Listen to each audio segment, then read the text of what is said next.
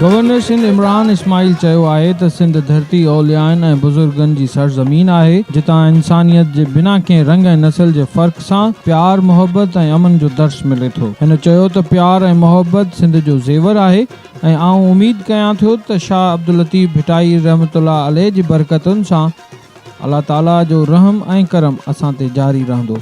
हिन चयो त जेकॾहिं असीं शाह अब्दुल लतीफ़ भिटाई जे पैगाम ते अमल करियूं त कामयाबी असांजो मुक़दर हूंदी। हुन अॼु शाह अब्दुल लतीफ़ भिटाई जे सालियाने 275 उर्स मुबारक जे 3 ॾींहनि वारी तक़रीबन जो दरगाह ते चादर चाढ़े इफ़्तिताह करण बाद मीडिया जे नुमाइंदनि सां ॻाल्हायो। हिन मौक़े ते सूबाई वज़ीर औक़ाफ़ Faraz Dero, division commissioner Hyderabad Mohammad Abbas Baloch, chief administrator औक़ाफ़ मुनव्वर अली महेसर, DC मटियारी परवेज़ अहमद बलोच, SSP मटियारी सैयद ज़ाहिद हुसैन शाह ऐं ॿिया लाॻापियल अमलदार पिणु मौजूदु हुआ। हिकु सवाल ते गवर्नर सिंध इमरान इस्माइल चयो त असांजी कोशिश ऐं ख़्वाहिश आहे त भिट शाह खे मज़हबी सियाहती इलाइक़े में तब्दील कयो वञे त जीअं ॾे तोड़ परॾे मां सियाह अची फैज़ हासिल कनि। हिन चयो असांजी कोशिश आहे त सिंध हुकूमत सां गॾिजी अवाम जी फलाह बहबूद लाइ कमु कयूं, सिंध में पिणु तब्दीली आणियूं।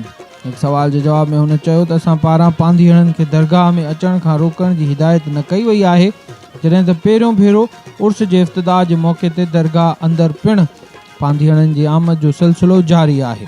PP जे शरीक चेयरमैन आसिफ अली ज़रदारी ऐं मौलाना फज़लुर रहमान विच में मुलाक़ात बाबति पुछल सवाल ते हिन चयो त इन क़िस्म जूं सियासी मुलाक़ातूं थींदियूं रहंदियूं आहिनि, उन्हनि सां कुझु फ़र्क़ु न पवंदो आहे।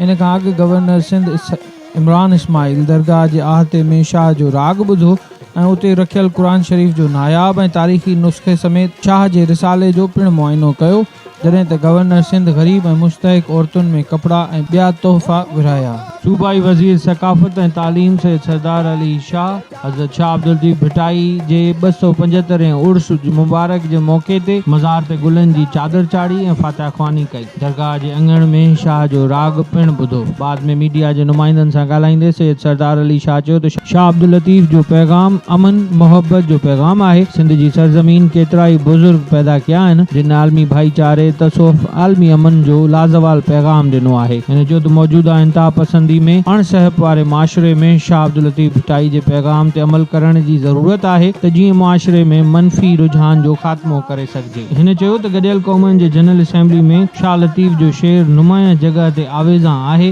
जेको इन ॻाल्हि जो सबूत आहे त शाह अब्दुल लतीफ़ भिटाई हिकु आलमी शाइर आहे ऐं उनजो पैगाम आलमी सतह ते अमन खे हथी वठाइण वारो पैगाम आहे।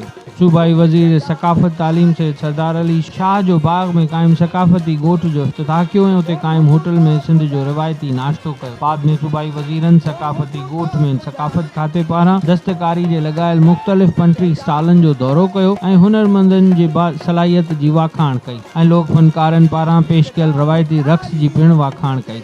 बाद में सूबाई वज़ीर सकाफ़त ऐं तालीम सैयद सरदार अली शाह ऐं सूबाई वज़ीर लाइव स्टॉक अब्दुल बारी प्रताप ज़रई सनती ऐं लाइव स्टॉक जी नुमाइश जो पिणु इफ़्तिताह कयो, जिते हिननि मुख़्तलिफ़ जिन्सनि जे मेवनि, ॿिजनि, मुख़्तलिफ़ नस्लनि जे चौपाए माल ऐं ॿियनि ज़रई औज़ारनि जो मुआइनो पिणु कयो, जॾहिं त लाॻापियल खातनि जे अमलदारनि पारां खेनि ब्रीफिंग ॾिनी वई। Abdul Wahid Umrani, Bhit Shah, voice of Sindh TV, London. ही हुई हिन वक्त जी अपडेट। वधीक अपडेट्स लाइ ॾिसंदा रहो www.voiceofsindhnews.com ते लॉगिन थियो ऐं अपडेट रहो।